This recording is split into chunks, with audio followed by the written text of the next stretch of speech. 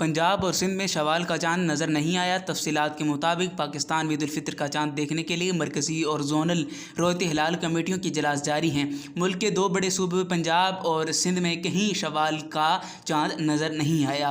दोनों सूबों की कई जोनल कमेटियों ने मरकज़ी रोयत हिलाल कमेटी को चांद नज़र ना आने की तस्दीक और इस हवाले से आगाह कर दिया है। दूसरी जानिब पेशावर में ईद उल फितर का जो चांद है वो देखने के लिए 7 शहादतें जो जोनल कमेटी है उसको मौसूल हुई हैं। शहादतों की शरई हैसियत जानने के लिए बाद मरकज़ी रोयत हिलाल कमेटी को आगाह कर दिया गया है और चेयरमैन कमेटी मौलाना एहसान उल हक जो पेशावर की कमेटी के जो है वो चेयरमैन हैं, वो औकाफ हाल में उनका जो है वो इजलास इस वक्त जारी है।